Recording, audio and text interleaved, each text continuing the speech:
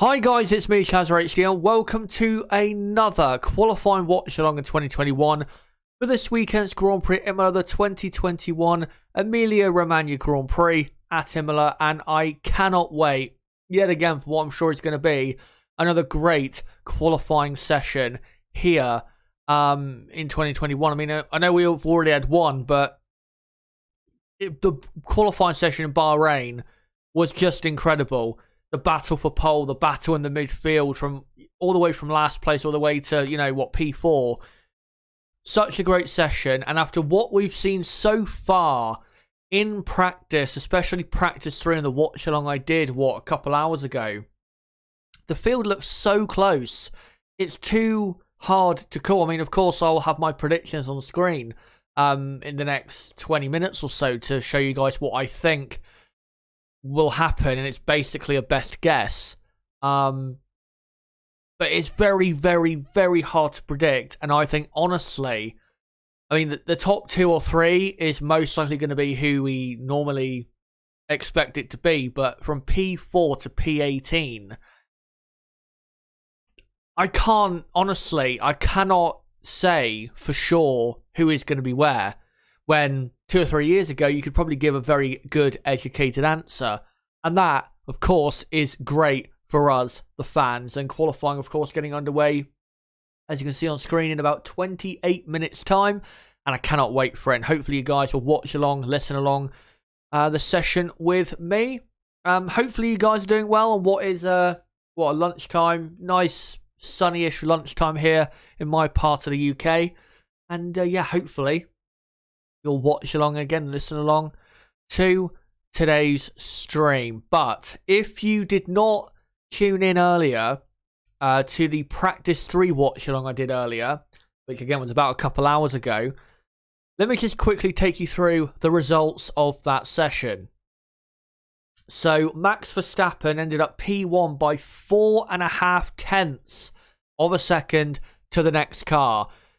Even more impressive, to be honest, than what he was doing in Bahrain. Lando Norris second, what a lap that was in practice. Lewis Hamilton third. I think Mercedes do have a lot more to show. Sergio Perez fourth. Charles Leclerc fifth. Gasly sixth. Carlos Sainz in seventh. And then Bottas eighth. And then rounding up the top 10, the Alpines, which is interesting. Alonso ninth and Ocon 10th. Then Yuki Tsunoda P11. Then Stroll, Ricciardo, Vettel, Russell, Mick Schumacher, Latifi, Giovinazzi, Raikkonen. You can see that at the very bottom. And then, of course, it is Mr. Mazepin at the very back. But if you look at that order, especially the top 10, I mean, yeah, Max is 4.5 tenths clear, but Mercedes are going to definitely close that gap because they had a lot more to show in the session than they did.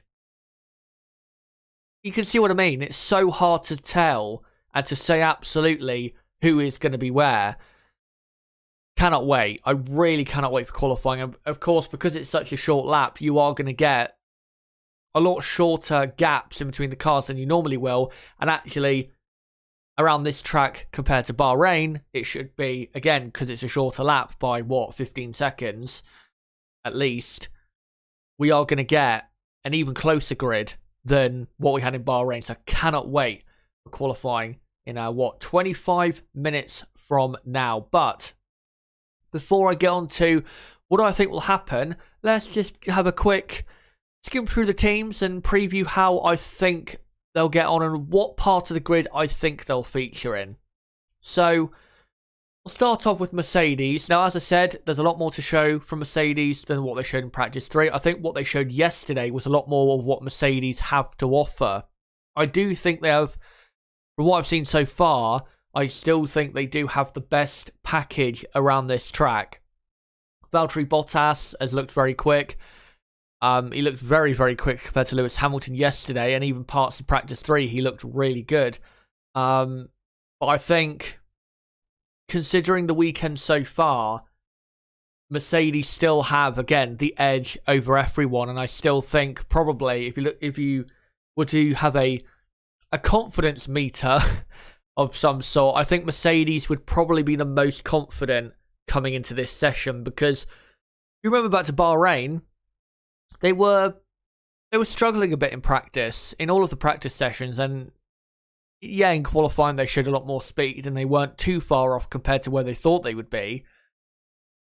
But if you look at this weekend's practice compared to then, they've looked better in every area. And because of, how great this team is and how many times when qualifying comes around, they end up blowing everyone away, I do think Mercedes are the favourites for pole, clearly. I know Max Verstappen, again, was very quick in practice. But I think if he's going to get pole, he's going to have to do kind of what he has done in the past when he's got in pole position, is produce an absolutely stunning lap. He can do it. He can do it. But I don't think he will. And yeah, Mercedes, I think without doubt the favourites. Hopefully, though, Max can get in there, because obviously it would be good for the Grand Prix tomorrow. And talking of Red Bull, it's been a very difficult weekend so far. The speed, I think, is still good, but it's maybe not as good as they were expecting or hoping after Bahrain. And they've had a bit of a troublesome weekend, of course. Sergio Perez having contact with Esteban Ocon in practice 1, losing a load of track time there. Max Verstappen only did 5 laps in practice 2, and then he had a drive shaft problem. So it's not been a great weekend for Red Bull, to be honest. I mean, again, the pace is still good, but will they, when qualifying comes around, actually have it? Doesn't look as certain as it maybe did in Bahrain, I have to say. So I think, Max Verstappen, as I've said, he can get pole if he produces the goods and produces that great speed that he does have. But I still think, Bottas and Hamilton, they look really good this weekend. They look like they're on top form. The Mercedes car looks overall better. So it's going to be tough, really tough for Red Bull. But if they were to get pole, then honestly, it would be a phenomenal result, because for the race tomorrow, even though the pole to win record at Imola is not great, it is actually better to be on pole here than it is in Bahrain, because in Bahrain it's a lot easier to overtake than it is here. So if Max can get pole, then that's a big step towards a possible race win on the Sunday. Even though, of course, long way to go, there's still a lot to do in the race. But it would be more important, in a way, if he got pole here than in Bahrain. Even though, of course, you don't score any points for pole positions or any qualifying positions anyway. But if he was to get pole here, I think his chances of winning the race would actually be quite a bit higher than it was in Bahrain. Because again, in Bahrain, undercut's very powerful. It's a lot easier to overtake.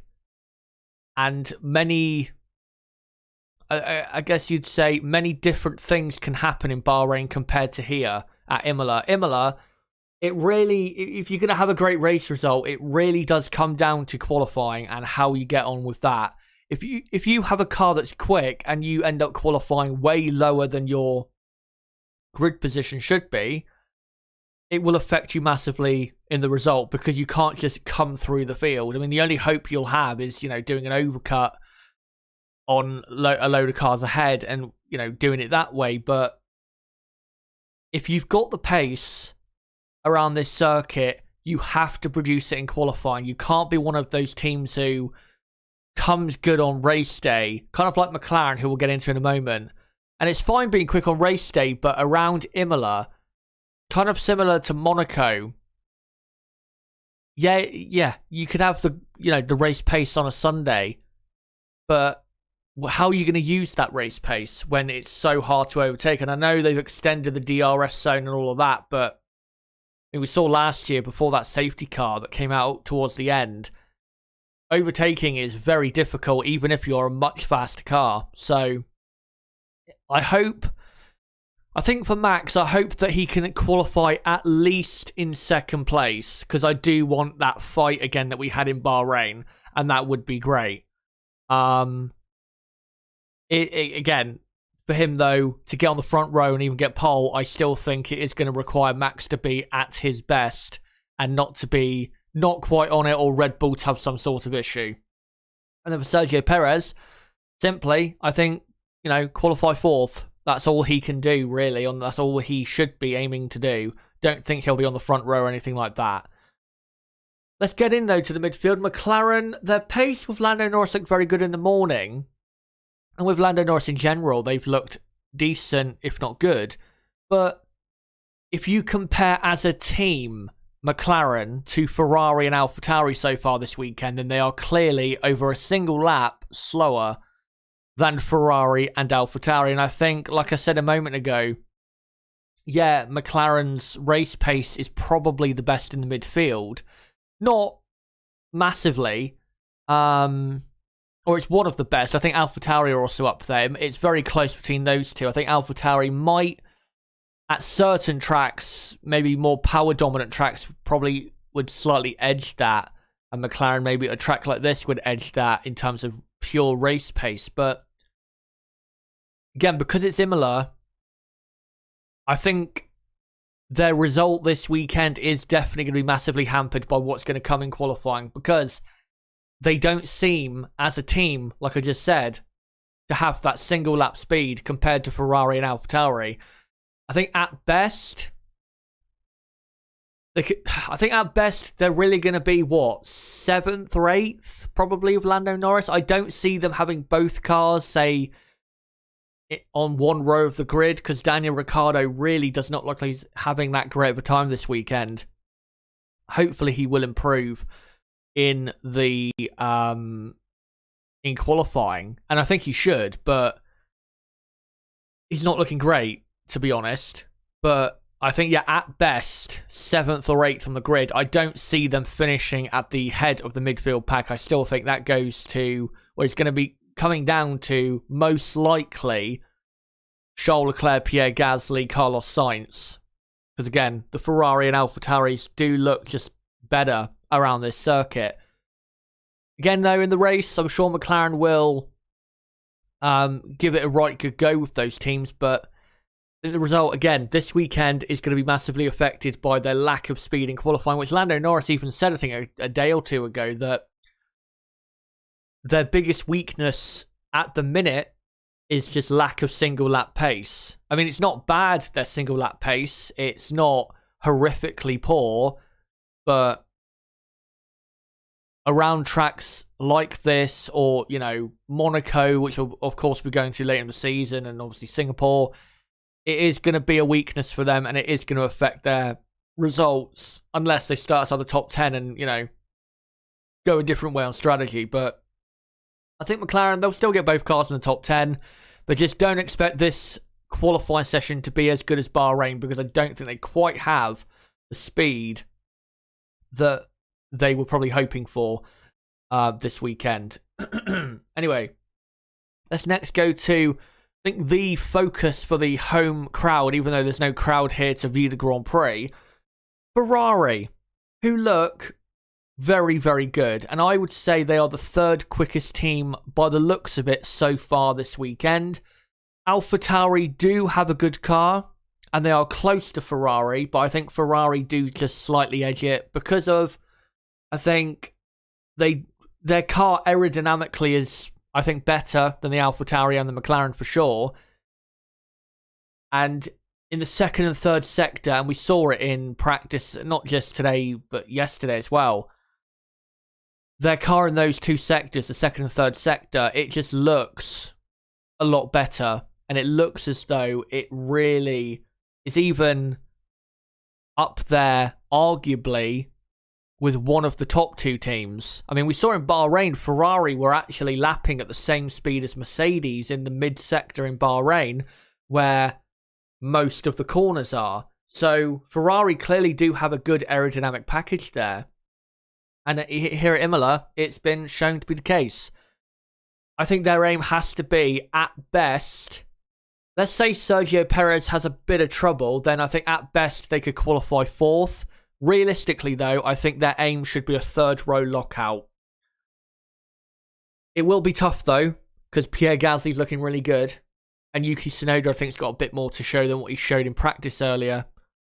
But I think Ferrari do have the third quickest car this weekend. And I think this man on screen, especially Charles Leclerc, if there's going to be a person from the midfield pack causing an upset in that top 3, I think Charles Leclerc is the person. I also think Pierre Gasly is another person who could get up there and spoil someone's day, but I think Charles Leclerc is the number one contender for that. and has looked this weekend, despite his accident at the end of practice 2 at the final corner, he has looked just brilliant. So watch out for Ferrari because their speed looks great, and I am very excited to see what their two drivers can accomplish. Because remember, in Bahrain, despite that being a power track and them still lacking a bit of power compared to, say, Honda and Mercedes, if Carlos Sainz had not, I guess, flopped on his final run in qualifying, Ferrari could have ended up qualifying 4th and 5th, even around there. So you never know. They could end up 4th and 5th here, and could end up, maybe if there is a surprise to be had in that top 3, could end up, shooting one of their cars up there. So I think if you're a Ferrari fan, you've got to be optimistic. Don't be too optimistic. Don't be sat there thinking pole position, because that's not going to happen at all. But you never know in terms of a top 3 or even P4. You never know. It could happen. We'll see over the course of qualifying what their pace is like. Hopefully good. And I will say, it is very good to see Ferrari back. Not where they should be. They're still quite a bit away from that, but a lot more back towards where they should be in Formula 1. Next up, Aston Martin. Aston Martin are struggling big time. They really are. They have not got a car that can get anywhere near the Ferrari, the AlphaTauri, and even, I think, the McLaren, to be honest. And I just do not see how Aston Martin can get a top 10 in qualifying. I don't see it. They're two drivers, if my throat will allow me to speak. Their two drivers are just not coping as well with this car as the two drivers they had last year, with the car they had last year. It doesn't look like a good car at all, aerodynamically speaking. And I think actually, with the tracks that are coming up, you've got this one obviously, and then you've got Portimao in Portugal, and then Spain, and then Monaco. Even though I do think they will make improvements by the time we get to Monaco,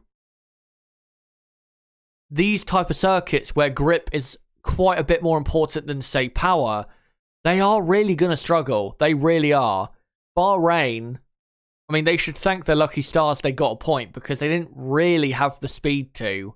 I mean, I know they qualified even in the top 10 with Lance Stroll, but again, they didn't really have the speed. We're quite lucky to get that. They are really struggling, and I think you have to say so far, I mean, I know it's only, we haven't even completed the second race weekend, but the biggest flop of 2021 so far, it has to be Aston Martin. They just have no pace that is going to frighten anyone. They look like the Racing Point team from the first half of 2019, which was okay at best. I just don't see how this team this weekend, again, is really going to do anything. And for the next couple of weekends, it's going to be pretty hard for them as well. So, yeah, very disappointing, of course, because there's a lot of hype with them going into the season, but that's just the way it is. And then AlphaTauri. I think AlphaTauri as well, another team that will be very much a dark horse in qualifying today. If they do have a bit extra pace compared to Ferrari and they can get ahead of them, then again, if there's a surprise to be had in that top 3 or 4, look out for Pierre Gasly. He was great last year at Imola. Been great this year. I mean, the level he's driving at the minute is so high, I cannot even begin to describe how well he's driving. Yes, the car is good, but he's making it look like a near front running car. He's driving incredible, and this weekend, again, keeping that up. And I think he will definitely be a big feature at the front of that midfield pack. Maybe not at the very front, but at the front-ish of that pack. And I hope as well that we can get Yuki Tsunoda in that top 10. Because remember, and you might see as it scrolls along the bottom of the screen, the drivers and constructor standings. In the constructors, even though it's only one race gone, they're already AlphaTauri 16 points behind McLaren after one race. Again, it's only one Grand Prix, but they will want to claw some of that back this weekend, and that will require both drivers being in the top 10 and not suffering any issues on race day. But really, for qualifying, they've got to get both drivers at least into the top 10. They can't afford to have Yuki Tsunoda starting in 12th or 13th, especially around this track, because he will find it pretty hard to make progress like he did in Bahrain. We'll get to the final few teams. Alpine look a bit better. I think that has more so to do with, their biggest weakness, it looks as though, is the power unit at the minute. It's not by far their biggest weakness, but I think because we're at a bit more of an aerodynamic, heavier track, I think that's helping Alpine. Their fight really is Aston Martin to finish at the front of the pack outside the top 10. I don't see them getting in the top 10. I'd be amazed if Alonso could do another 8th place or 9th place in qualifying. That really would be a phenomenal achievement. But they're looking better, which is something, because if race day turns out to be a bit of a crazy race, and let's say they do start P11, P12, start on the mediums, and the medium tyres are really good, then yeah, they might end up getting a point or two, which would be pretty good for them, considering, again, the pace of their car being quite poor overall compared to everyone else out there. And I think another team that's going to be featuring that battle is definitely Alfa Romeo. In practice 3, they weren't great, but in practice 2, yesterday, Alfa Romeo were looking pretty strong. And around, again, Alpine, Aston Martin. So that is really, I'd say, the fight to finish P11, P12 is between Aston Martin, Alpine, and Alfa Romeo. We probably will get a surprise, and maybe one of them will get into the top 10, but I don't see a boatload of those drivers getting in. But yeah, I think that's definitely the battle to be had outside of the top 10 on the grid. And then, of course, Williams have looked pretty good this weekend. Nicholas Latifi actually looking as quick as his teammate, if not quicker, which is a surprise.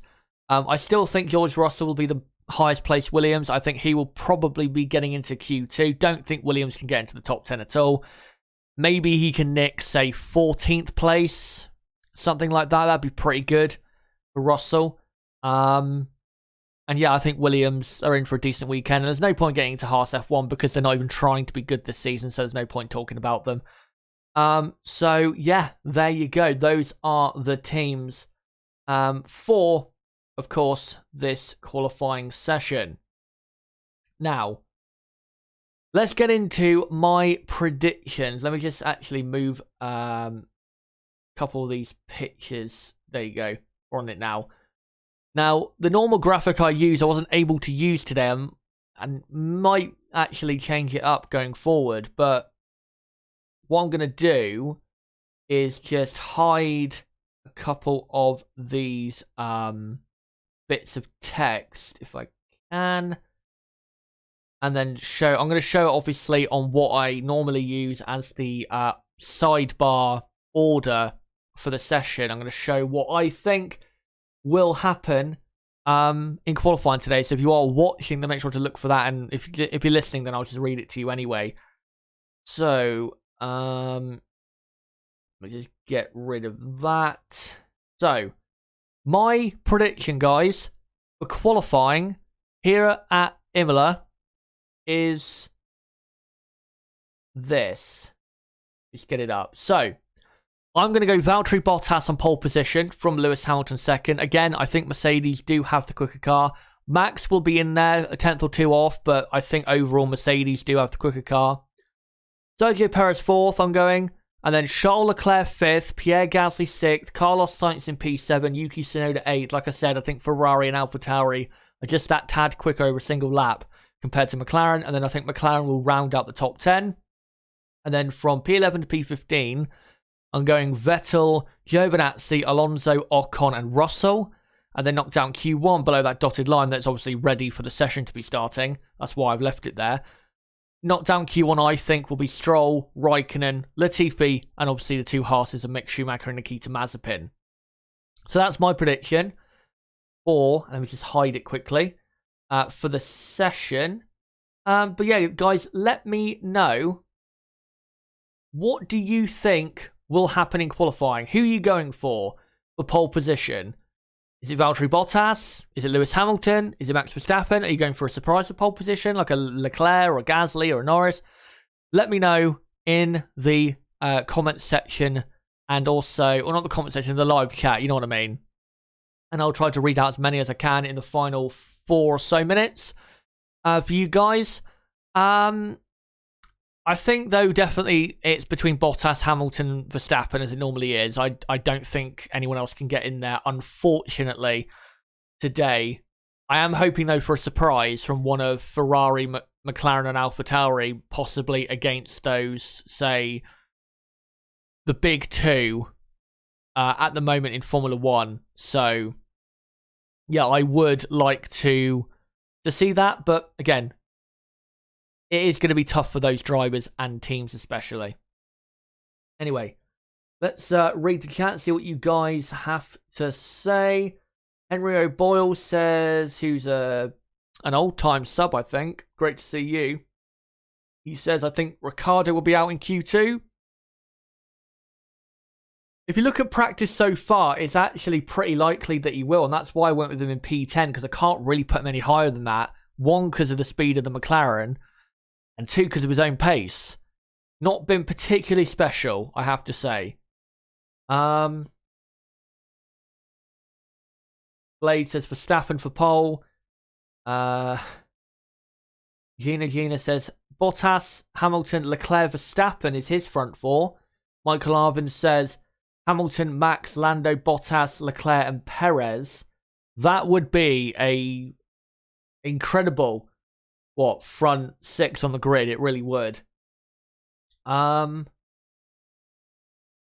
me look at some other comments here. Chris Wharton says, this is what he thinks, but says, I think Norris, AlphaTauri, and Ferrari look strong and could challenge Perez. Even though I've gone for Perez in 4th, I do have to stress, I don't think the gap between him and the rest will be, comfortable for Perez. I think it will be probably a 10th, probably at most. Perez, as long as Perez, I think, can qualify in the top 5, I think that would be good enough. Because Red Bull, I still don't think have a car that is overall clearly ahead of the midfield. It was in Bahrain, but that's not to say it is for the entire season. And I think if you look at so far this weekend, I don't believe the Red Bull car is, again, miles ahead of the midfield pack. I still think, really, the Red Bull car, the reason Max Verstappen performs so well is, 1, because he's so good, but secondly, very similar to the Michael Schumacher-Benetton era in 94 and 95, despite him being such a great driver, the car is, without doubt, completely set up for him. And that's why I think Max Verstappen does go so well in that Red Bull, because it is literally set up for his exact likings and designed for his exact likings. That's why I think that's the major reason why Gasly, Albon, I wouldn't say Perez so far. We have to see, of course, some more races, but certainly Gasly and Albon, I think that's the biggest reason why those two have not done so well at Red Bull, because the car, again, it's set up completely for one driver. So you kind of have to be a great driver, or a very good one at least, to overcome that just fact. And it is a sad fact, but it's not the first time it's been done in Formula 1. So yeah, that's just the way it is. Anyway, we have just a few seconds to go. So I think now I am going to get get some of this stuff ready. So, of course, Q1. By the way, that order on the left-hand side, qualifying, by the way, underway in 90 seconds, it says on the TV broadcast. That timer, of course, was wrong because I can't sync it up exactly, so that's why it wasn't exact. About a minute off, but, yeah, the order, the sidebar order, if I can speak, is not the current order. That's just my predicted order. Once we get the first times on the board, though, I'll make sure to update it. And, of course, Q1, anyone below that dotted line, if you can see the screen, will be knocked out at the end of Q1. And then, of course, I'll put a dotted line in between 10th and 11th once we get to Q2. And then, of course, for Q3, it's just the top 10. That's for, of course, for anyone who is new, Formula 1, in case they were wondering. Yeah, we'll be underway in, 40 seconds from now, in what is sure to be a exciting session here at Imola. I believe that it is an 18-minute session, I believe. If I am wrong, then I will make sure, of course, to sync it up when I can. Normally, if I don't sync up on the exact time, I end up syncing it just a minute later. So don't worry, it won't be long until it's fully synced up. As all the drivers are getting ready for qualifying, Perez was saying on the TV broadcast, who's had a weekend that's, well, started poorly, but has got better. And yep, the session is underway. And I've, of course, as always, messed up the syncing there. So I'll make sure to do it in about 45 seconds from now. Yep, session is underway here at Imola. No cars on track as of yet. I say that, and the first car on track is Mick Schumacher in the Haas F1 car. A team, and Mazepin as well on track. A team that we're not really going to talk about this year, to be honest, because, again, they're not even trying this year. They're just throwing a car out there just so they can say they competed, even though, to be honest, if they could get away with not competing this year and competing next year, because they're focusing so much on next year, I think they probably would go for that because, again, they're not focusing really anything on this season. But there you go. Let me just adjust the position. And there you go. So there is just under 17 minutes to go for qualifying 1 at Imola. And again, the first cars on track are the 2 Haas cars, who are going to end up 19th and 20th, most likely, as they're both on the same part of the track. I'd expect some of the next cars to come out probably towards the end of the runs that these 2 Haas cars do. As Mick Schumacher into the 2 final corners, which, by the way, I've now remembered the name, Ravazza 1 and Ravazza 2, thankfully, because I absolutely love those corners. As Mick Schumacher starts his first run of qualifying, let's see how incredibly hard this car is to drive. As through turn 2 and 3, bumping over the entry curb to turn 3, car looks okay so far. Into turn 5 and 6, nothing wrong with the car so far. Nothing special though about it. Runs quite wide on the exit, using all of the road. And I have to say, Mick Schumacher has adjusted way easier to Formula 1 and this car than Nikita has. I think the reason that is, simply, is Nikita Mazepin is still driving with an F2 driving style and being way too aggressive. Kind of similar to what Charles Leclerc did in his first 3 Grand Prix in Formula 1. And I remember Charles Leclerc having to say, or saying that he had to adjust his style, because you can't drive F1 cars with an F2 driving style. As we've now got some more cars on track, the 2 Alfa Romeos of Giovinazzi and Raikkonen, George Russell and Lance Stroll as well, as Mick uses all of the exit curb at the second Ravazza and goes P1 on a 1 minute 16.8. That's a pretty good first run from Mick. No mistakes and no obvious moments in the car. As we've now got Sebastian Vettel on track, Daniel Ricciardo, Yuki Tsunoda, Esteban Ocon, Fernando Alonso. So, yeah, basically everyone coming out now. And, of course, they're going to come out on the soft compound of tyre. The medium, I think, though, will probably get used in the in Q2. I can see that being used by probably 4 or 5 cars out there. And I'll just switch to those pictures for you guys. And who else have we got on track? 2 Ferraris of Leclerc and Sainz. Now Lando Norris, now Valtteri Bottas, Pierre Gasly. Everyone on track at the minute, except for Verstappen, Hamilton, Perez, and Latifi. And now Hamilton comes out on track. And again, for anyone new, once everyone has completed their first proper lap time, I will update the order as soon as possible. As Sebastian Vettel on soft compound tyres starts his first run as someone ahead of him has obviously kicked up a bit of gravel. Let's see what Vettel can do. So far in practice, as it says on the TV broadcast, he's been around 14th and 15th. Got to be doing a bit better than that. But then again, this car is pretty hard to drive at the minute, as he now comes through the first 3 corners and into the Villeneuve chicane. Bit of understeer on the second part of the chicane. And now into the hairpin. Looks fine through there. To be honest, all the cars look fine through there. Slight tad of oversteer there on exit. And now comes up to turn 9, which is the track limits corner. And he gets away with it. Right on the line he was. Now into Aqua Minerale, I believe. And he understeers completely off the track in the second part of that chicane. Takes to the runoff though, so he doesn't go off the track. But yeah, that was not good at all. And he will... Well, he's not going to complete the rest of the lap now. He's going to try and back off now. But George Russell has just gone second. 8/10 off Mick Schumacher. I'm sure he can go faster than that, though. And yeah, into the second part, I think what was the problem is he got on entry, he got on the left-hand curb.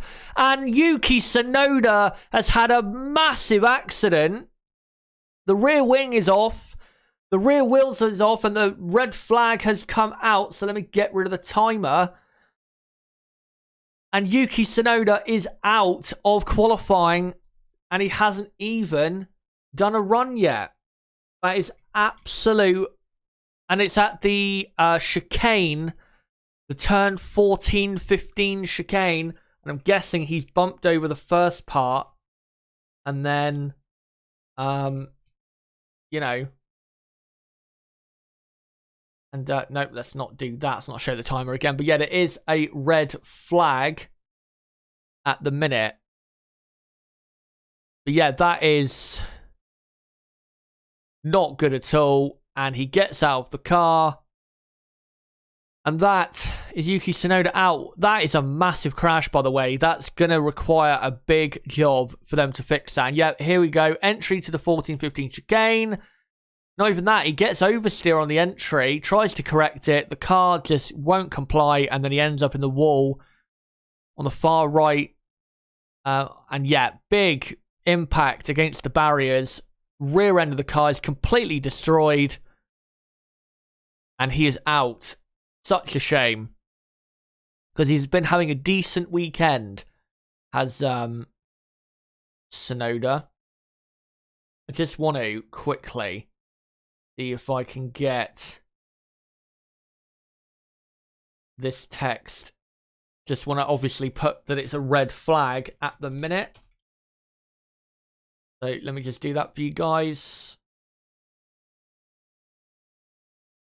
Yep, there you go. Red flag. Of course, I'll get rid of that when the red flag comes back in and sync the time up. When the session's back underway, we have, 12 minutes and 1 second to go in Q1. But there you go. Yuki Tsunoda crashes out. He is okay, by the way. He's absolutely fine. It wasn't an absolutely horrifying smash against the barriers, but in terms of the damage done to the car rather than the driver, it was a pretty bad accident. So yeah, not good at all there. So let me just put Yuki Tsunoda there, and I'll put Mazepin in his place for now. Obviously, Mazepin is not going to be in 8th place, but we haven't had all 20 times on the board, so we'll have to wait until that so I can update it. But Yuki Tsunoda out, and that is a massive shame for AlphaTauri because they've got the car to be up there in the top 3 or 4. teams on the grid, and they're just so far, they're not capitalising on that. Obviously, Gasly with his accident in the race in Bahrain, Yuki Tsunoda starting outside the top 10, and that really affected him for the race. And seeing a replay again, and simply, I don't know if it was because he clipped a slight bit of that sausage curb at the 14-15 chicane, but he clipped the curb, whatever it was, and the car just oversteered, and then he just couldn't control it, and then smash right against the barriers. But so far this season,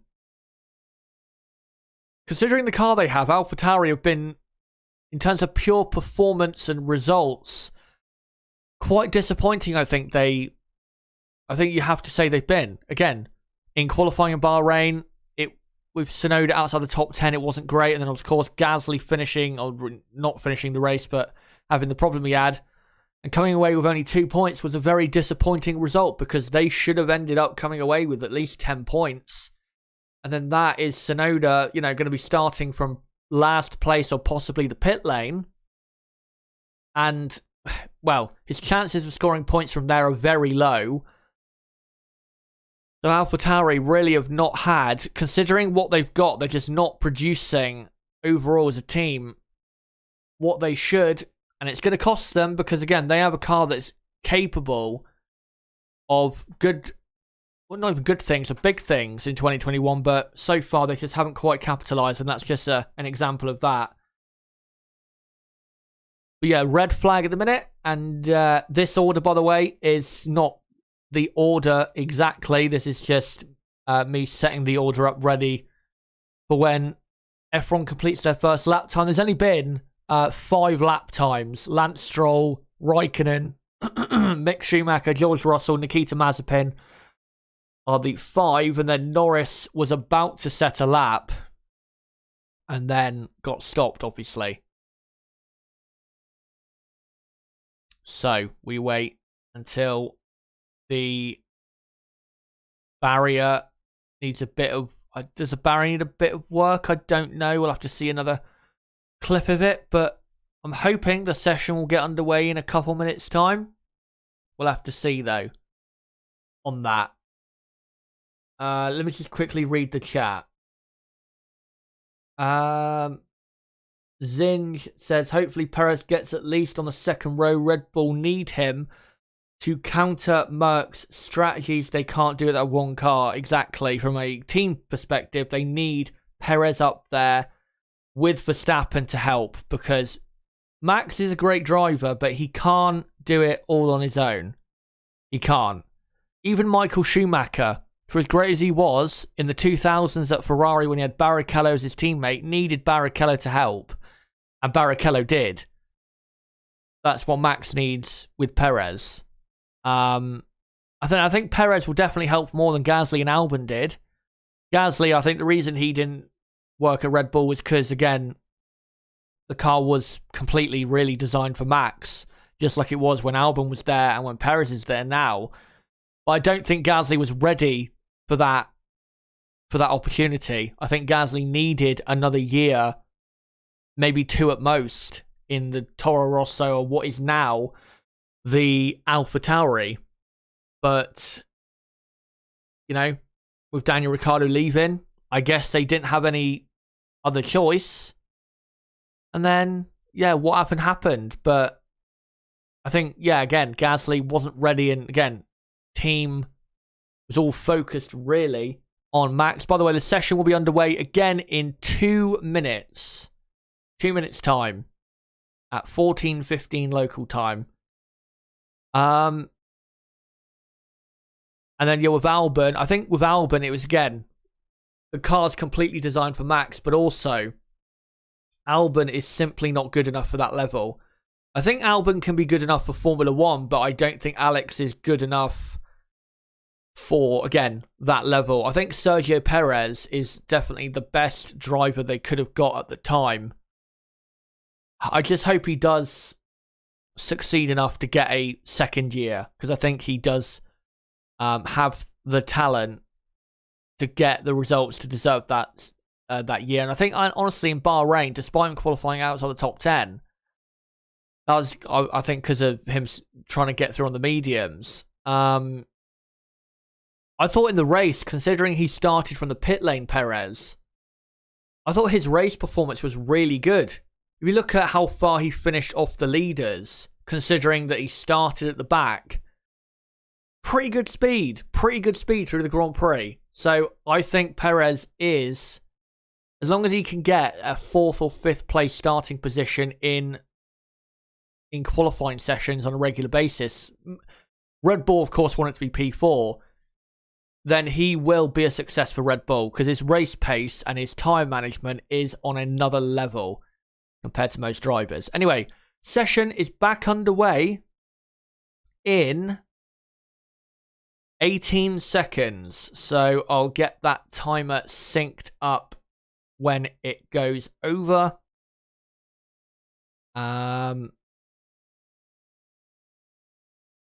So 5 seconds, 3, 2, 1. And there you go. 12 minutes to go in the session. And we've had a load of cars at the end of the pit lane. The 2 Red Bulls are out on track now, and so are the 2 Ferraris as well. So let's see now what the first proper times will be from these teams, because obviously we didn't get to see it then when Yuki Tsunoda went into the barriers. Here come the 2 Mercedes as well, the 2 Haas's, everyone basically who can get out on track, except, of course, Yuki Tsunoda. And it looks as though the first driver to set a time is going to be this Red Bull of, I think it's Sergio Perez. Is it Sergio Perez in the Red Bull? Yes, it is, I believe. We'll get to see what he can do. But yeah, basically everyone on track. Now, the only drivers not on track are Norris, Stroll, and Vettel. As, by the way, if you wonder what the temperature is, 13 degrees Celsius air temperature, which in the UK is called a hot summer's day. And the track temperature is 26 degrees Celsius. So, it's a bit cold compared to where, you know, most F1 teams go racing, but it's not too cold. And at least there are some intervals of sunshine here or there. Here's Sergio Perez though on his first timed run of qualifying. Let's see what he can do. He was okay, decent, I'd say, probably in practice 3. But let's see what we can do in qualifying. Very quick he was through the Villeneuve chicane, and he's already 0.04 of a second up on his ex-teammate Lance Stroll through the first sector. Not a purple first sector though. Got to say it's very close between everyone in that first sector. As, oh, don't know if he went wide there. That looked a bit wide. As Perez into Aqua Minerale.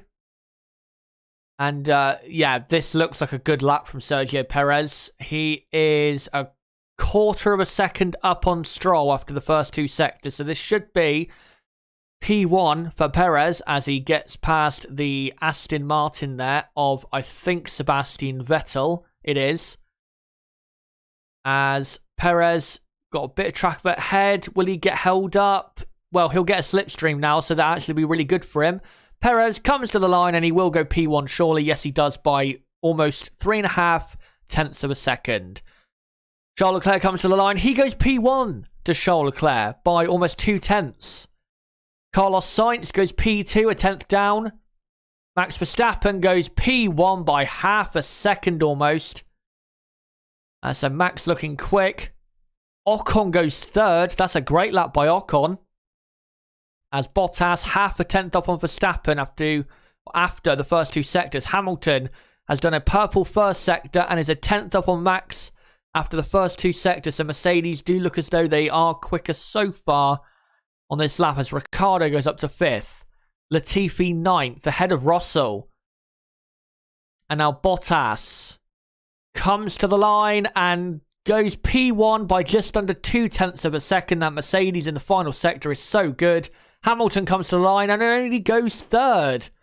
Lost a bit of time in the final sector compared to Bottas. And Max Verstappen as well as Gasly goes 4th. Mick Schumacher goes 12th. Sergio Perez, as I thought, went too wide and he's had his lap time deleted. As Norris will be coming out of second. Ravazza now comes to the line, did a purple first sector, Lando Norris. What does he do? Second place. What a lap that is. Just under a tenth of a second down on Valtteri Bottas. And ahead of Max Verstappen and Lewis Hamilton. What a performance so far that is from Lando Norris. So I think I can update a brief bit of the order so far. Still need to wait for Perez to set a proper time, and probably Latifi as well. Latifi had his time deleted, and so has Pierre Gasly now. Pierre Gasly's lap time has been deleted. As Perez, can he get turn 9 right this time? Yep, he gets it right this time, and now comes into Aqua Minerale. And looks good, does Perez. They're showing him now compared to what he did, or what he doing compared to Mazepin. Of course, he's going to be massively up on him. It's not really relevant where he is compared to Nikita there, as he now comes into Ravazza 1 and Ravazza 2. Car looks fine. Probably could have used a slight bit more of the X on Ravazza 2. Comes to the line and goes up to 5th place on a 1 minute 15.3. That's a good lap time from Sergio Perez. And should see him comfortably, of course, into the next round of qualifying. So let me update some of the order with 6 minutes to go in Q1. So you've got Bottas at the minute P1. Lando Norris is P2. Verstappen 3rd. Hamilton 4th. Perez 5th. Leclerc 6th. I've just seen a replay of Perez's lap time being deleted because of a violation. Sorry, that's not a violation. He's barely gone over, and it probably didn't give him an advantage. That from Latifi, though, probably did. As Gasly, yep, he gained on the exit of the chicane where his teammate crashed. As Bottas goes even quicker on a 1 minute 14.6. Now Hamilton goes second in the Mercedes. Pierre Gasly will come to the line and goes P7 in the AlphaTauri. At least he gets one on the board. Hopefully that won't, for him, be deleted. Yeah, Mercedes so far looking pretty good. Lando Norris 3rd. And then I think the 2 Alfa Romeos have come into the pits. They were on a lap, but they've now come into the pits. But yeah, it's Bottas from Hamilton, then Norris, Verstappen, Perez, Leclerc, and then Pierre Gasly now is in 7th place from Carlos Sainz in 8th. And then 9th, I think very impressively, Esteban Ocon in 9th place.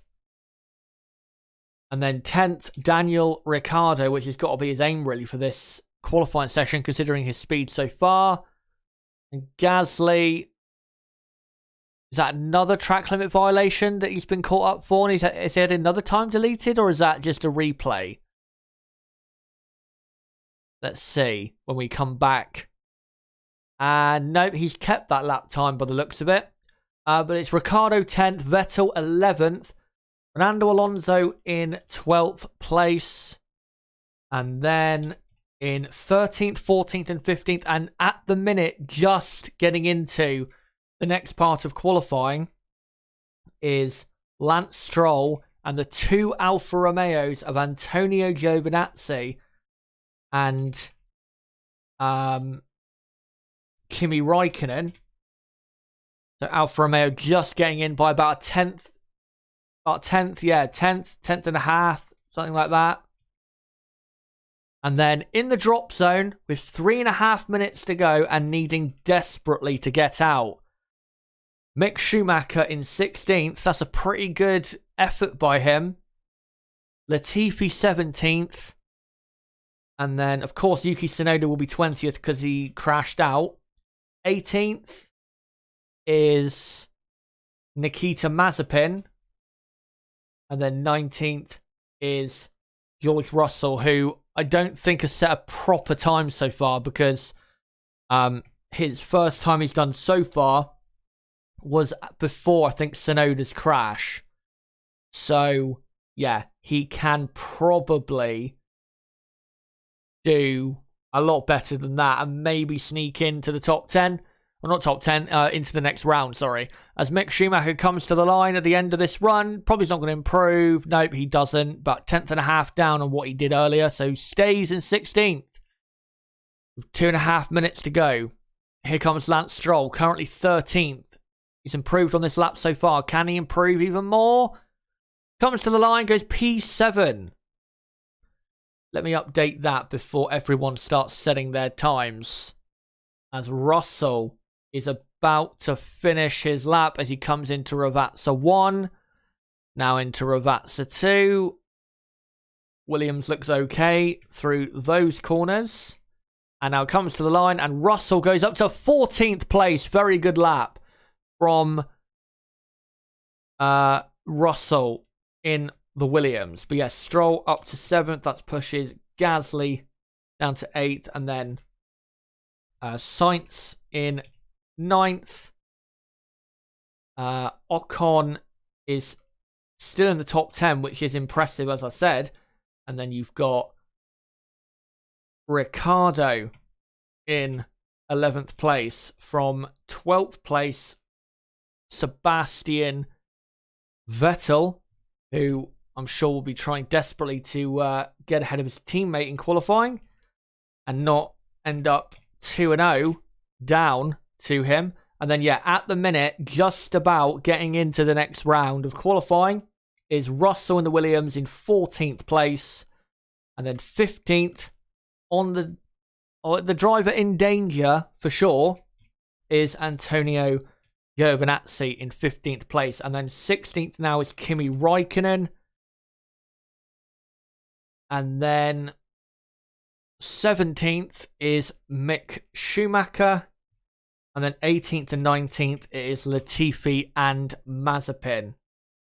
Let me just update that quickly as we enter the final half minute of Q1. And of course, lap times, as long as you start your lap before the checkered flag comes out, you are allowed to finish your lap if it does finish after the checkered flag has come out. So there you go. There's the order in the final 20 seconds of Q1.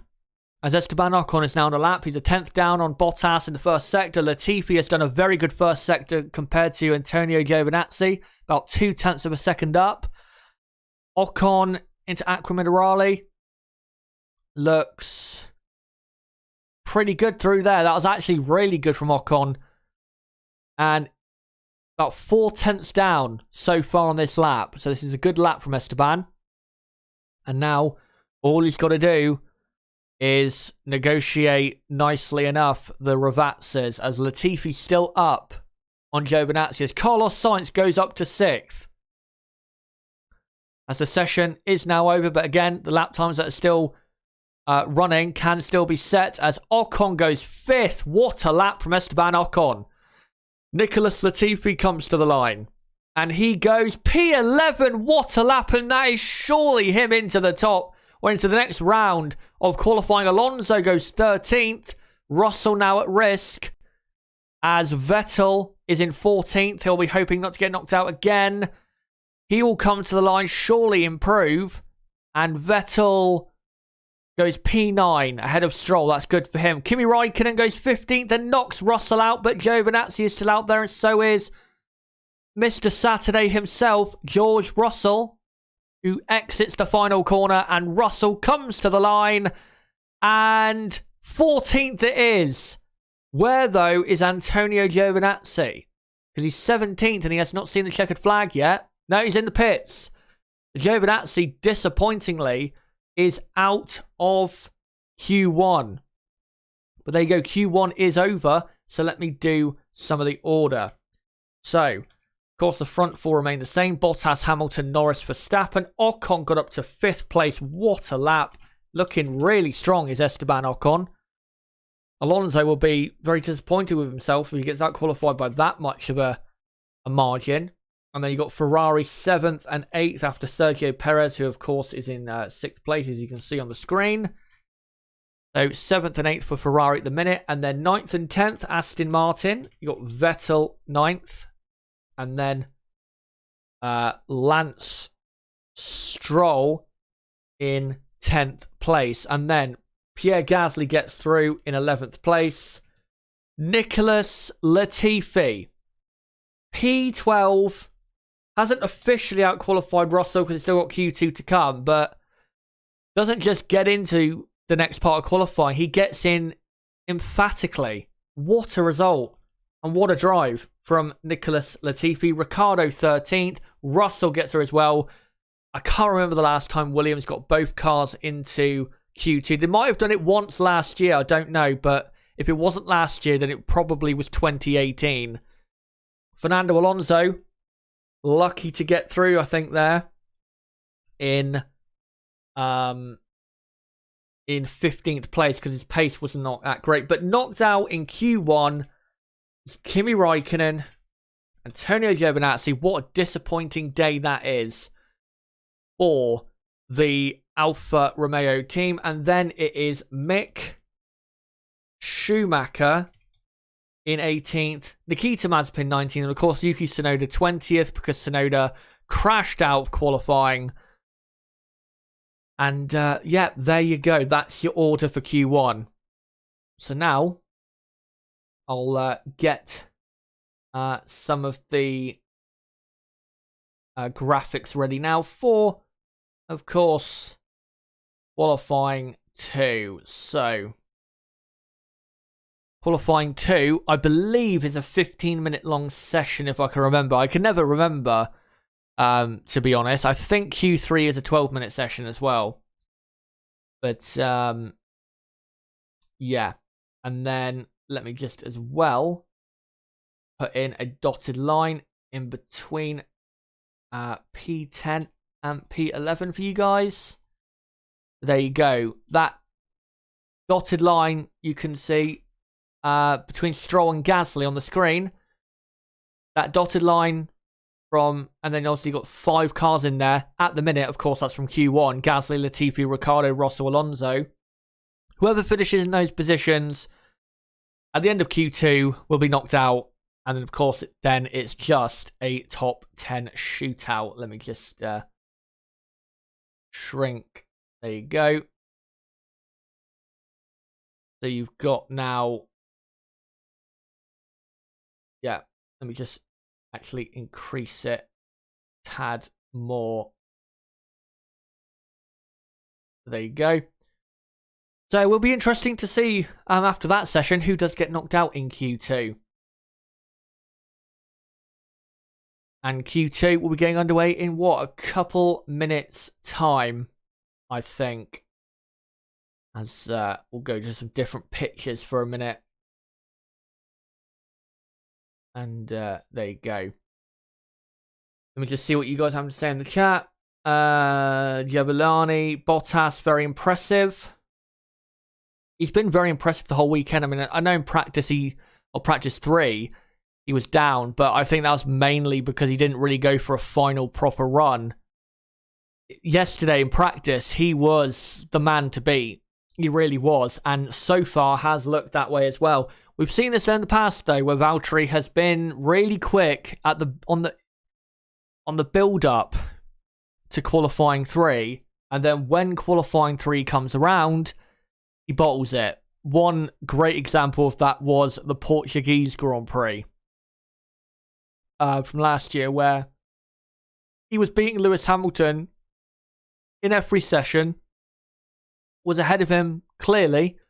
And then Q3, Hamilton gets pole. And then even though Bottas was leading the race for a while, Hamilton still, with just one moment of brilliance, catches, passes, and wins the race dominantly. So, we've seen this before with Valtteri. So let's not count our chickens just yet.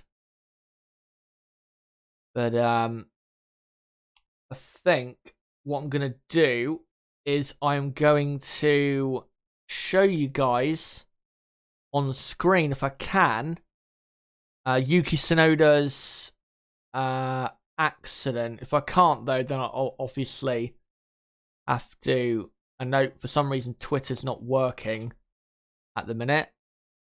No, Twitter is not working. Right.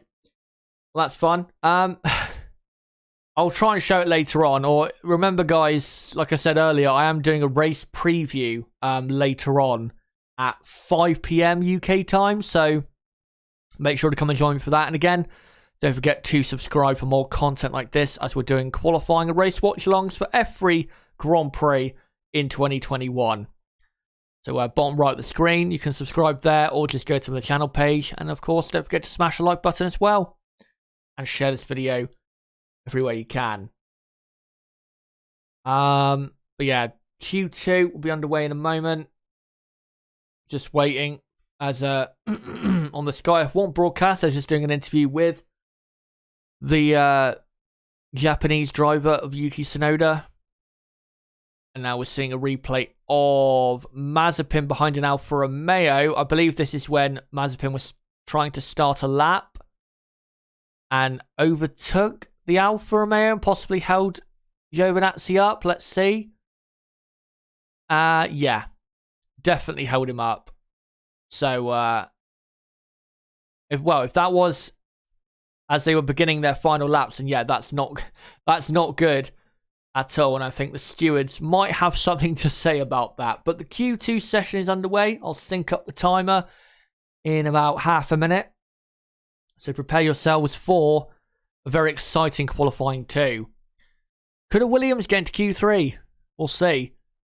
Could Aston Martin get into the top 10? Could Ocon continue his great performance?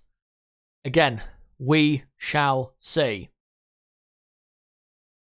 As got a Williams on track. Now Gasly, the two Mercedes, as I'll sync up the timer now. So there you go. 14 minutes to go in qualifying 2. As, yeah, Bottas, Hamilton, Gasly, Latifi, the cars on track at the minute. Now we've got Max Verstappen. Don't know what tyres they're on. Didn't get a good look. I will in a moment, though. Vettel is on track as well in the Aston Martin.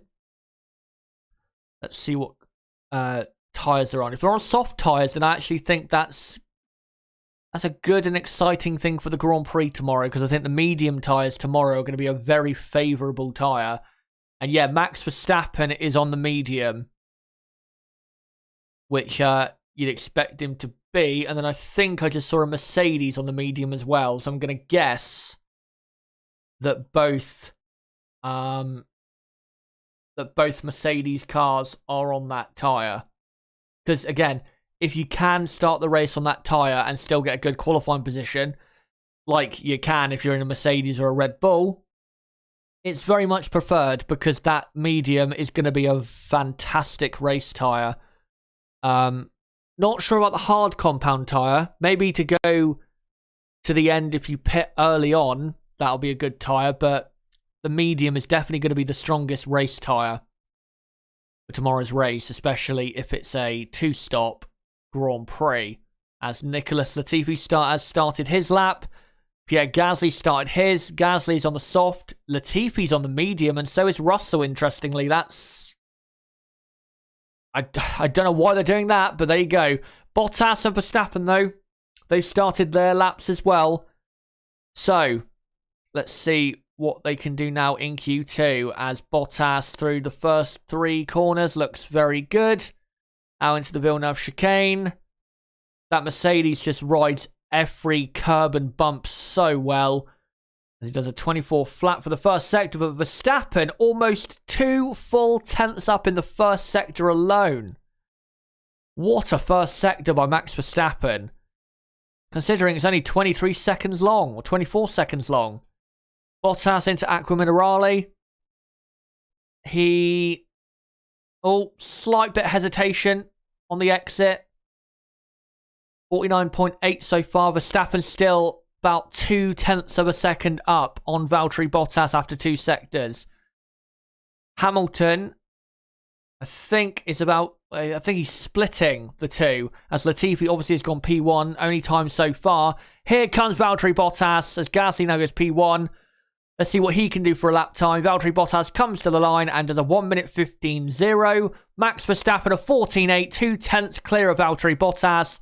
Lewis Hamilton comes to the line and he goes P1 on a 14.8, about half a tenth quicker than Max Verstappen. As Sebastian Vettel goes 4th, Pierre Gasly's lap time has been deleted. So that is a bit of a surprise considering the weekend so far. Hamilton going quicker now. And yet there was just a slight bit of hesitation on the last part of Aqua Minerale for Bottas. And a bit wide, slightly wide on the exit as well. So definitely more time to be found there. I'm not sure he could find 2 tenths of a second though. Max Verstappen's first sector really is why he ended up in second place, because he was 2 tenths clear of Bottas in the first sector alone, which I don't understand how that's possible. As Vettel has also had his time deleted. And the only lap times on the board is Hamilton, Verstappen, Bottas, Stroll, Russell, Latifi. As I think, honestly, Lance Stroll's lap time's pretty good. I mean, he is 6 tenths off Hamilton. And Hamilton is on a harder compound, but that's actually a pretty good time from Stroll. As Perez is on the soft tyres, so Red Bull, rightfully so, not taking any risks.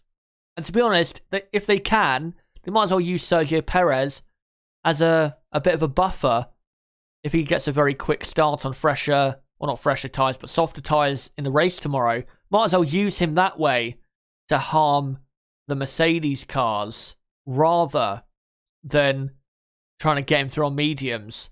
As Perez, couple hundredths faster than Hamilton in the first sector. That McLaren, I don't think he'll get a penalty for that.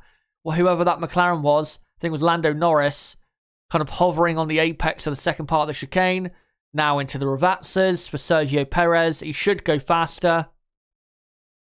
And he will come to the line. And Sergio Perez does not go quicker, goes P4. That's disappointing compared to his teammate, considering he's on a softer compound. As Alonso comes to the line, goes P7. That's not great. He's behind Russell with that time. As Esteban Ocon will now come through the final corner, and he should go quicker surely than his teammate. He's been quicker so far in this session.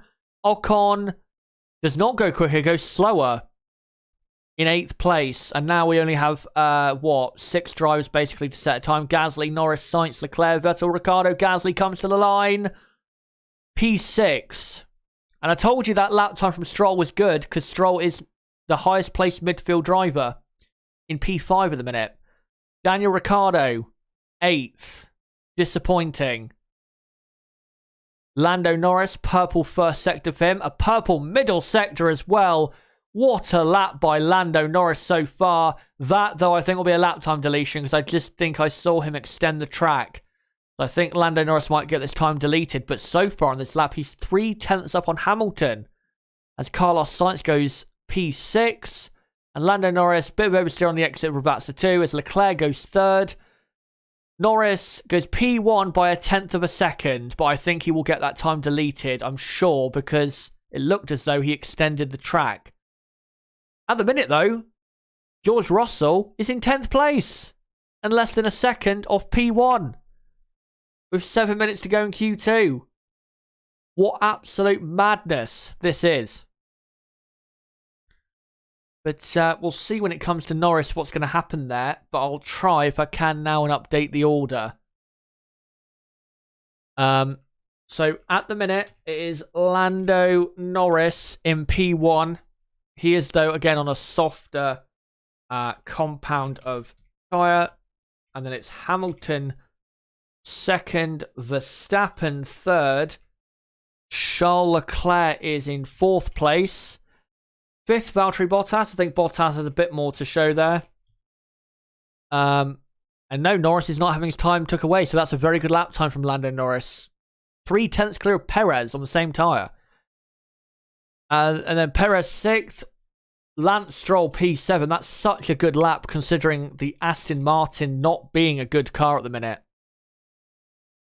And then you've got Carlos Sainz in 8th place, who will probably be a bit disappointed with that. Half a second off his teammate. Gasly 9th. He'll be disappointed so far. And then at the minute, pulling off an absolute incredible upset with 5 or 6 minutes rather to go in Q2. George Russell is 10th. If he can get through to the top 10, that is by far the performance of the season so far. As Daniel Ricciardo is P11 and in the drop zone, at the minute with 5.5 minutes to go, needing to get out is Ricciardo, Alonso, Ocon, so both Alpines, and then Nicholas Latifi in 14th and Sebastian Vettel 15th. Vettel did set a lap time, but his time was deleted due to track limit violations. So there you go. With 5 minutes to go, that is the order that you can see on the left-hand side. I can see a couple changes, though, to come from that. So look out for the final few minutes of the session. By the way, to answer people's questions in the chat, Hamilton, Verstappen, was Russell on the mediums? I think Russell was on the mediums, or they said he was. But if that's another thing, if Russell gets through into the top 10 on medium tyres, that is, I mean, they'll have to drug test him and investigate the car, because I'm not sure that's entirely legal. But yeah, the two Mercedes and Max Verstappen definitely on medium tyres at the minute. Just to clear up any confusion out there, possibly. And let me just... No, for some reason, Twitter is not working. No, Twitter for some reason not working. I think Twitter's down for some reason. I can't get any pictures from Twitter at the moment, so just have to put up with the pictures that I've got. As Vettel now on a lap.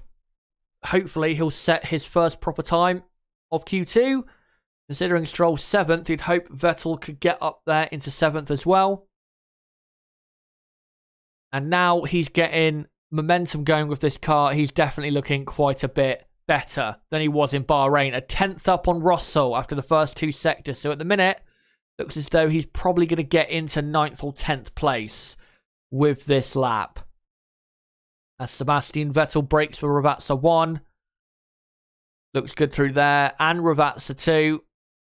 Still not comfortable. Still not as good as other cars, but looking comfortable. P7. It is for Sebastian Vettel with just over 3 minutes to go. What a final sector that was from Sebastian. That's exactly what he needed. So, let me just update as Lance Stroll is on another lap. Let me just update the order quickly. So Sebastian Vettel into the top 10. If Aston Martin get both cars into the top 10, that is an incredible result because their cars looked nowhere near doing that this weekend. As Gasly is now the driver at risk in 10th place.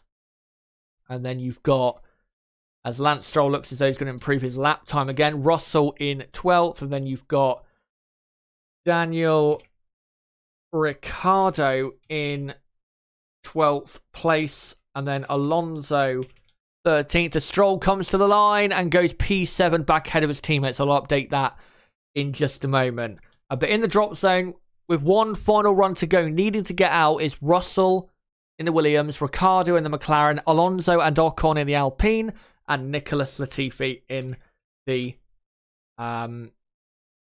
Williams. So there you go. And let me just update Stroll back ahead of Vettel. And by the way, yeah, Latifi, and I believe Russell as well, did their times on mediums. So Williams actually looked really quick. This is the first time Williams as a whole has looked quick, not just Russell, in quite a long time. But there you go. That's the order with about 90 seconds to go here in Q2. As Latifi, now on the soft tyres, he's looked very quick this weekend. Can he pull off an absolute miracle and get into the top 10? Let's see. And he's really given it some now. And the first sector time, quarter of a second down on Gasly. That's a bit disappointing. if he's going to get outside the top 10, or into the top 10 rather, then that's definitely not a first sector time to be proud of. Perez has improved his first sector, so has Pierre Gasly. As Latifi, to be honest, if Latifi can get 13th or higher, then that is a great result for him. As he's 3.5 tenths down on Gasly so far. So yeah, if he completes this lap with no more mistakes, then he should go up to 13th with this lap in particular. As Perez has not improved his middle sector. Gasly does a purple middle sector, so Gasly might go up into 3rd or 4th place in a moment. As Latifi, with half a minute to go, goes P11. Even though it's not top 10, that's a great effort from Nicholas Latifi. As Sergio Perez goes P1 by 2 thousandths of a second. That's a lot more like it. Pierre Gasly goes up to 6th. So Carlos Sainz and the Ferrari really at risk now. And so the Aston Martins, especially the Aston Martins, because they're not even on track and they're 8th and 9th. Ocon, P8. Carlos Sainz into the drop zone. Fernando Alonso only 13th and out-qualified by Nicholas Latifi. What a shocker for Alonso. Actually set the same lap time as Latifi. Latifi ahead because he did the lap time before him. Leclerc goes 3rd. Ricciardo goes 8th. Vettel is out of Q2 in P11. Carlos Sainz, only P11 for Carlos Sainz. He's also out. Let's see what Russell can do when he comes to the line. P12. So there you go. That is your Q2 finishing order. So let me just update it for you guys. So, into the top 10 and making the top 10 shootout, Sergio Perez in P1 for the first time this season. Lando Norris in 2nd. Great for Norris. He didn't have to use another set of tyres in Q2. That'll help him tomorrow. Leclerc went up to 3rd, so he's in. Of course, the big hitters, Hamilton in P4, Max Verstappen in P5. They are in Q3. Valtteri Bottas, he's also in. So they're all in. So the only drivers starting the race that we know of on medium tyres will be Hamilton, Verstappen, Bottas, as was expected. Pierre Gasly 7th. That'll be great news for him, but AlphaTauri not looking that quick in qualifying so far, so that'll be a bit of a disappointment. Daniel Ricciardo 8th, that's a lot more like it. Esteban Ocon in 9th. What a drive by Ocon so far this weekend. Destroying his teammate in qualifying by almost half a second. So, what a performance. Lance Stroll 10th, another great performance by Stroll. I have to say, so far this season, I think Stroll has been one of the best drivers out there. And then knocked out in Q2 here at Imola. Disappointingly, at his home, or the team's home race, one of the home races, Carlos Sainz for Ferrari, P11. George Russell 12th. What an effort by him. Out-qualifying Sebastian Vettel and Fernando Alonso. And was only about 1/10.5, or just under 1/10.5 away from getting in the top 10. What a performance by Russell. And Williams are definitely a midfield contender this weekend, without doubt.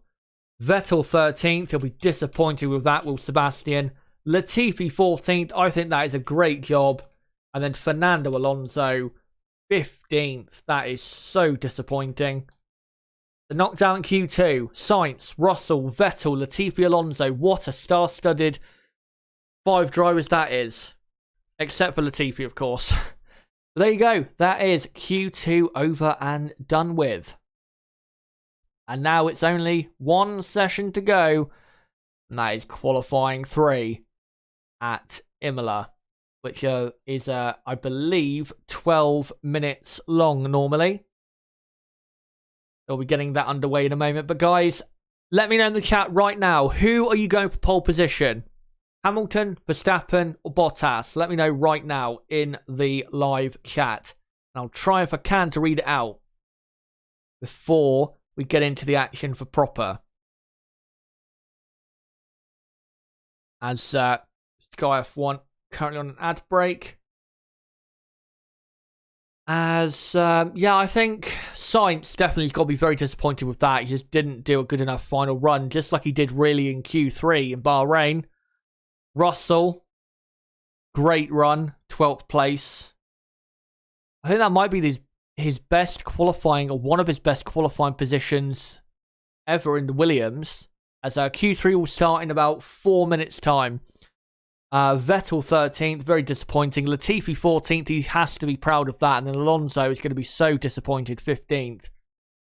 But I think Sainz, even though he's starting outside the top 10, he'll be on the medium tyre most likely to start the race. Don't count him out, because I think he could easily still score so many points from there. Because I think doing an overcut tomorrow will actually be a good strategy for the drivers tomorrow. Let's see what you guys are saying on the chat then when it comes to predictions. So, Siren says Hamilton for pole position. Dan says Lewis Hamilton. Norman, I think, says Lewis Hamilton. Nicanor, I think, says Sergio Perez. I would lose my shit if that happened. Mainly because I really like the guy and I think he's always been an underrated driver. But yeah, I don't think that's going to happen. But yeah, I think we are in for an epic ending, for sure, between the front three and the midfield. Because I think in the midfield, we could still end up with a surprise. I mean, look at Ocon in the top 10. No one thought that would happen. Let me read the chat. Jabalani says Hamilton P1, Bottas P2, Verstappen P3. He says, his wish list. Perez pole. Andrea Benitez says Lando. That'd be another amazing thing if Lando Norris was second. Or, second like he has been so far, but also if he got pole, that would just be incredible. I don't think he will, though. Because Hamilton, Verstappen, Bottas surely have too much for him in their respective cars. But you never know. Stranger things have happened. I gotta say, it's so close because from P1, I know there was certain drivers on different tyres, but from P1 to P10 in Q2, only 4/10 separating those top 10. Now, Hamilton and Verstappen and Bottas can probably go half a second quicker at most on soft tyres, but it's still really close, and there is still a possibility that top three might see a surprise because the midfield pack is close enough. Tonka, what happened to Tsunoda? He crashed in Q1. He the turn 14-15 chicane, clipped the inside curb on the entry, got oversteer, and bang, straight into the barriers. Such a shame. As Q3 will be underway in what? About a minute's time. Just trying to still see if the old Twitter will work. I can get a picture up, but I don't think it will, unfortunately. And let me try again. Don't think it will. No. No, it's not working. So, yeah. Trying to get some pictures up of, say, Hamilton Verstappen for you guys, but I can't because for some reason Twitter is down for me.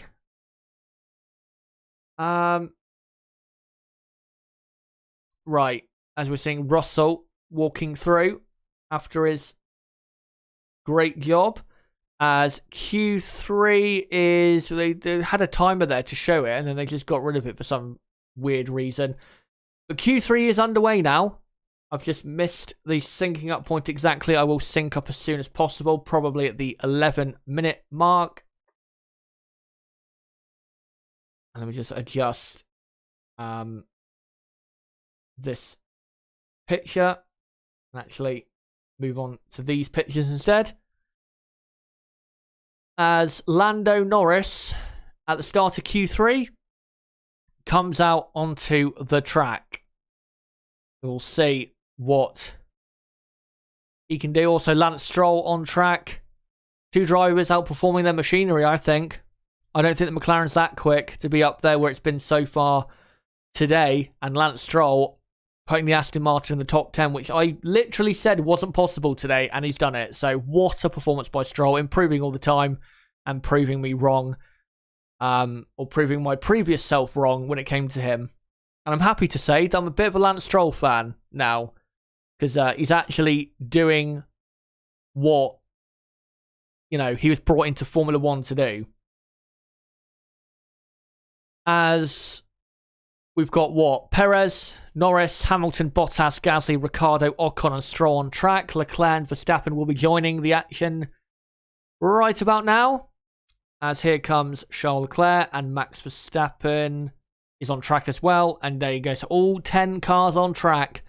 Let's see, after the first run, what these 10 can do. As Lando Norris will be the first one to get going, I think. Oh no, Lance Stroll is actually. But we'll be looking on the TV broadcast at Lando Norris, who starts his first run of the final shootout of Q3. Here we go. So Lando Norris heads down the very bumpy pit straight to turn 2, or the first real corner. And that McLaren looking absolutely brilliant through the first few corners. And now into the Villeneuve chicane. Again, looking great. No mistakes. And a 23.7. The first sector, that's even quicker than... I think that's just as quick, if not slightly quicker than what he did in Q2. What a first sector that is. From Lando Norris. Hopefully kept it on the track there in turn 9. I think he might just have done. Now into Acqua Minerale. And bang on. That McLaren looking so good. There's a 49.6 so far. Gasly. About 2/10 down Gasly almost compared to Lando Norris. Just shows you how great Lando Norris has been today and how great he is on this lap. Rounds the final 2 revatsas and the final 2 corners. Comes to the line and Lando Norris does a 1 minute 14.8. What a lap that is from Lando. Lance Stroll is second. Not anymore. Lance Stroll had his time deleted. Gasly, that's definitely a track extension there by Pierre Gasly on the exit of the 15 or the turn 14-15 chicane. As Perez has done a purple middle sector. Bottas 3/10 down so far. What's this? As Gasly goes second, half a second almost down on Norris. Sergio Perez will come to the line. What can Perez do? P1 for Perez, 2/10 up on Lando Norris. Valtteri Bottas will come to the line. And only third for Bottas on a 15 flat. What can Hamilton do? Hamilton comes to the line and P1 by 1/4 of a second.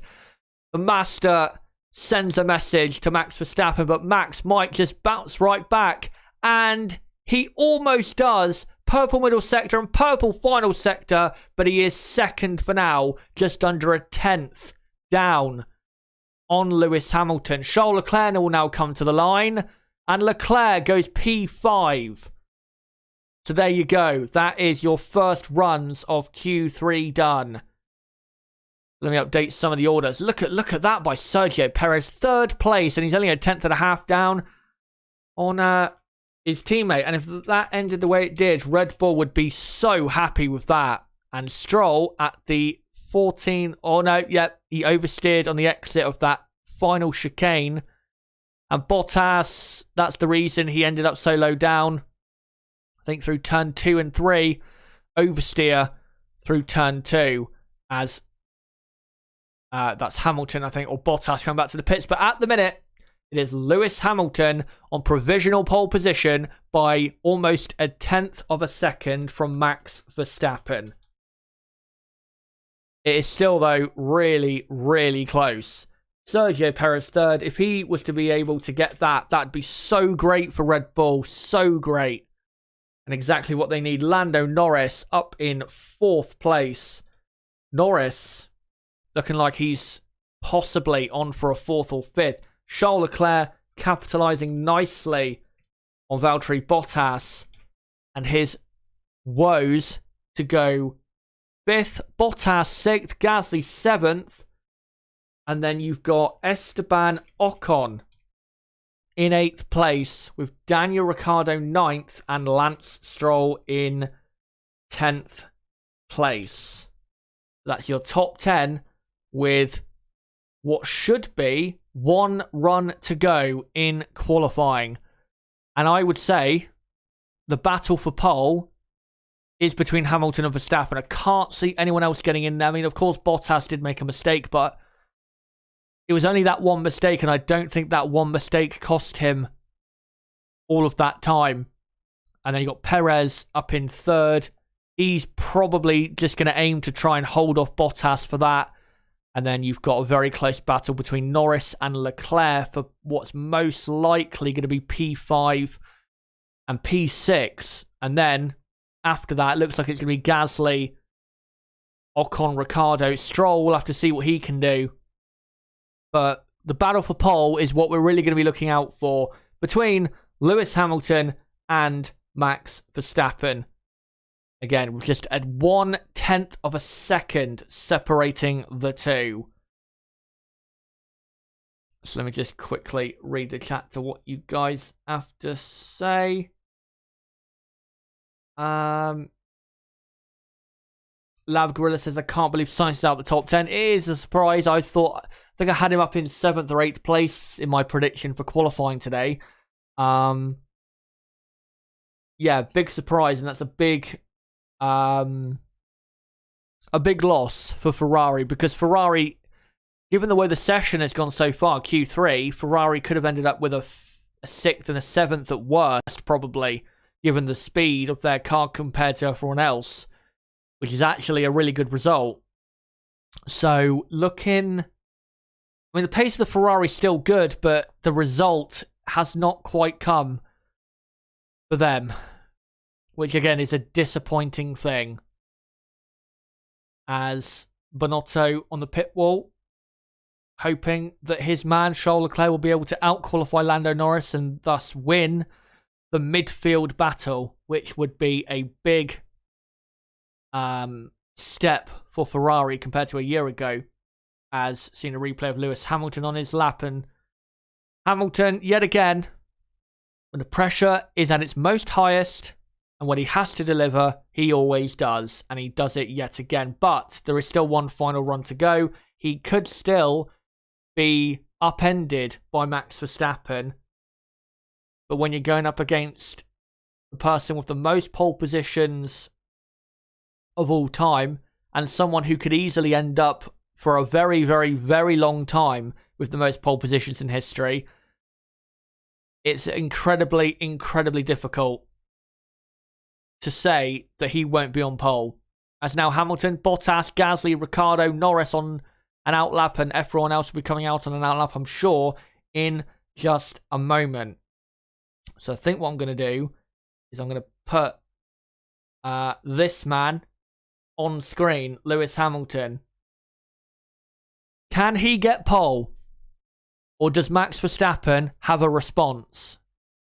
We are about to find out in the final 2.5 minutes of qualifying.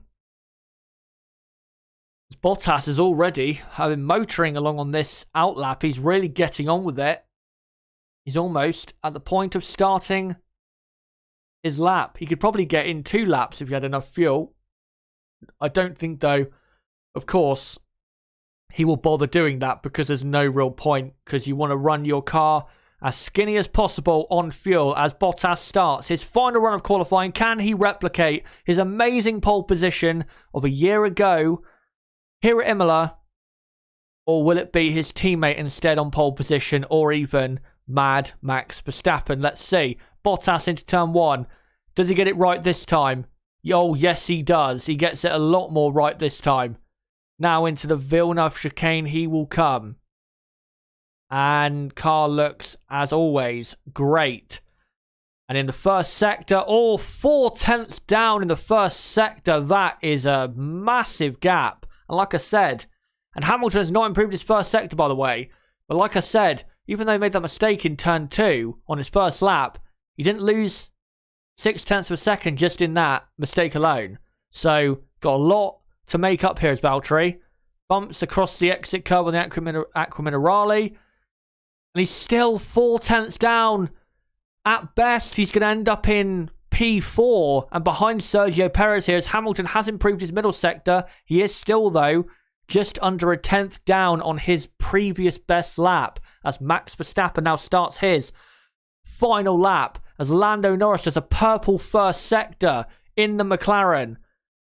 Lewis Hamilton will... Oh no, this is... Valtteri Bottas goes up to 5th on a 1:14.8. Lewis Hamilton comes to the line and goes slow, but Lando Norris up to 2 sectors is a 10.5 up.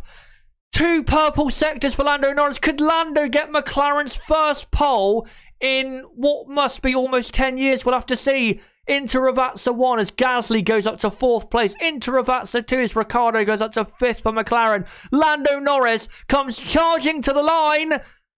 And it's P2, 400ths down. He's ahead of Max Verstappen, though, for the moment. What can Verstappen and Perez do, though, to possibly upset Lando Norris on the front row? Ocon is 9th. And, oh no, Norris has had his time deleted and he's down to 6th. Oh, that's bad for him. As Sergio Perez, Lance Stroll goes up to 9th now ahead of Ocon. Sergio Perez will come to the line as Leclerc goes 4th. Sergio Perez, 2nd on the grid, 300ths down on Hamilton. And now we see Max Verstappen, who goes 3rd. Verstappen 3rd, out-qualified by Perez here at Imola. But on pole position, it is Lewis Hamilton by 300ths of a second. We'll have to see if Perez's time gets deleted. Hopefully not.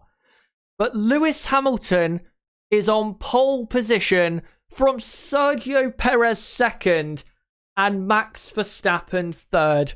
Sergio Perez, I've loved you for a while and I love you yet again because you are such a legend. You've gone and out-qualified Max Verstappen in your 2nd race. What a performance. Easily driver of the day is Sergio Perez. I cannot wait for tomorrow now. But what a qualifying session that was at the very end. Perez 2nd, Verstappen 3rd, Charles Leclerc finishes up in 4th place. Valtteri Bottas, I didn't see this. Valtteri Bottas, 8th. 8th place for Valtteri Bottas. He's out of the race, basically. I don't even see how he gets a podium from there. I completely forgot about that. But yeah, you've got...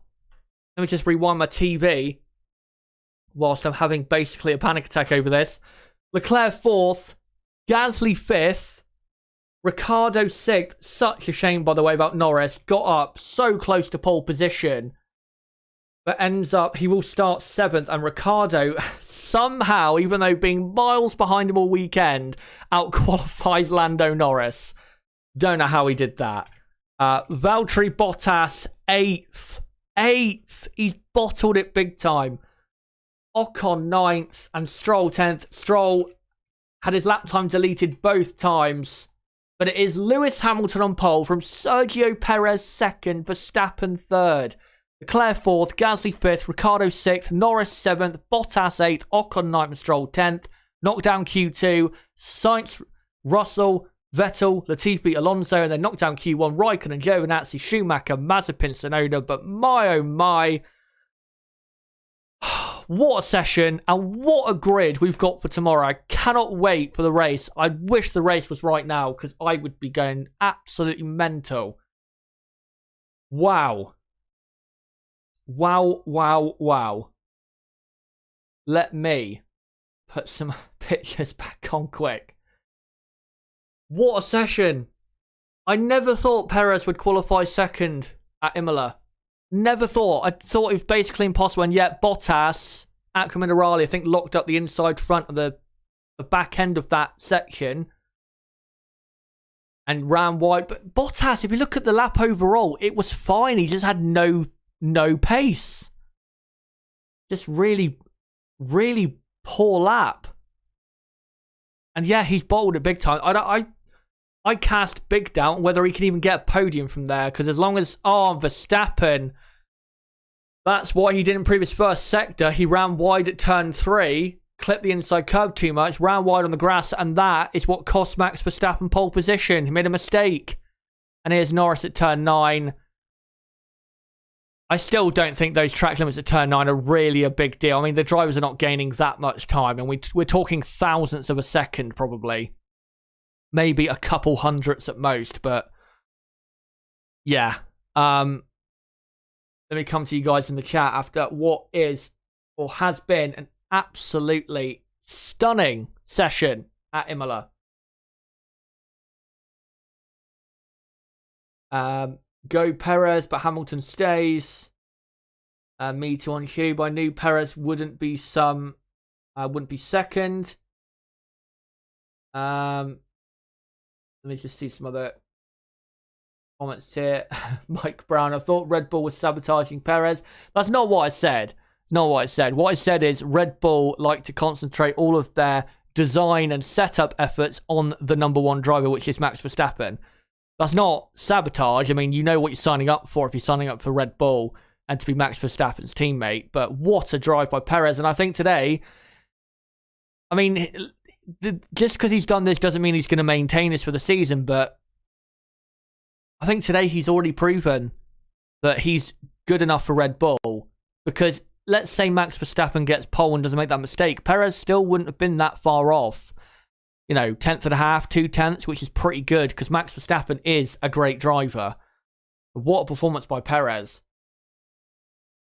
Gibalani says Perez has the car this time and is shining. Goes to show the car is a departure point followed by the driver's skills. Perez will win. Let's not get into that. Because, yeah. Well, let's save that for the race preview that I'm going to do later. Remember, guys, race preview, 5 p.m. UK time. So in about, just under 3 hours from now, I'll be doing that. So make sure to come along to that and with me, give you thoughts as what's going to happen for the race. But you'd have to say Perez, I mean, if Red Bull are that quick, you've got to say Perez is in contention to win. I don't think he will win, but he's in contention, without doubt. Verstappen, though, tomorrow is going to have to get past Perez as soon as possible, and preferably at the start of the race, because if he ends up behind or even loses position to Leclerc or Gasly or whoever, the Verstappen's chances of winning are basically blown.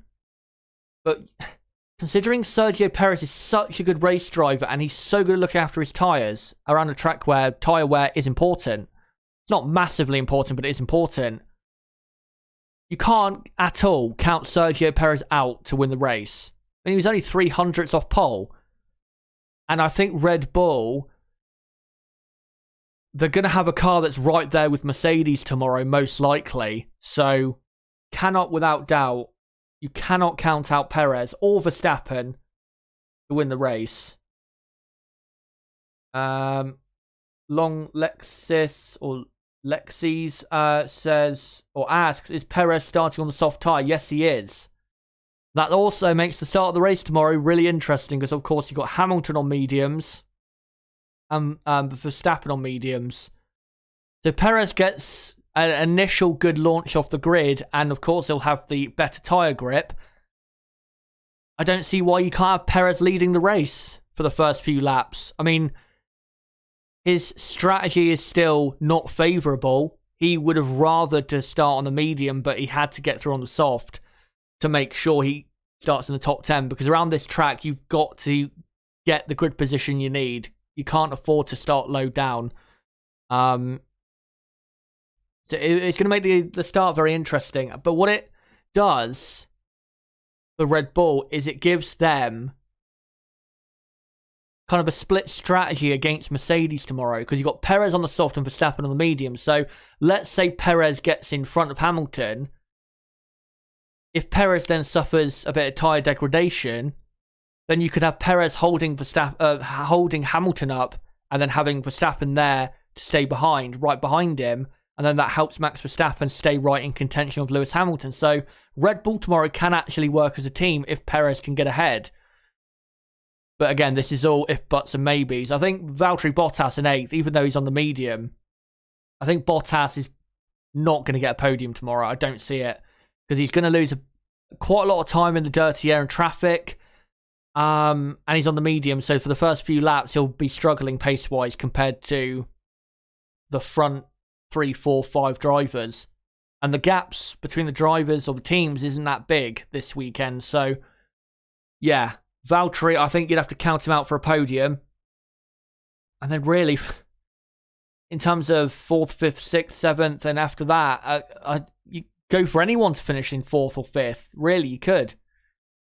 Yeah, what a session.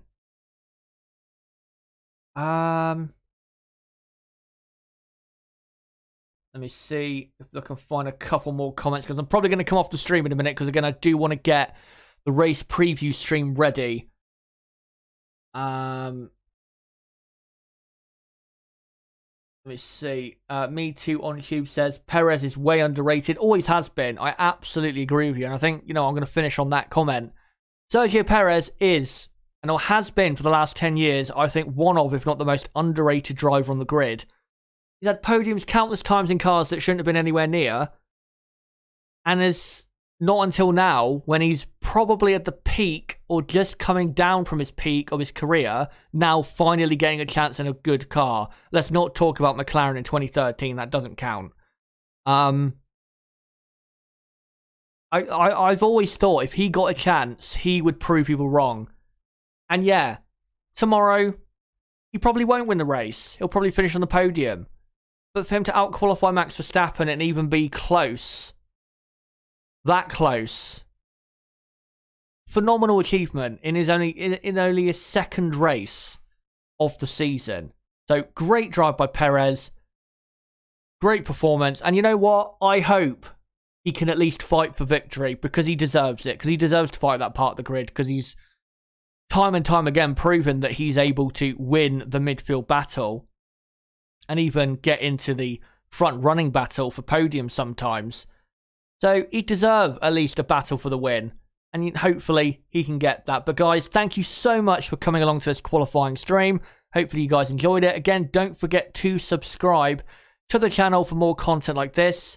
Race preview, as I said, coming in about 2.5 hours from now at 5 PM UK time, where you can, with me, preview the Grand Prix, give your thoughts as what's going to happen to the race, or in the race.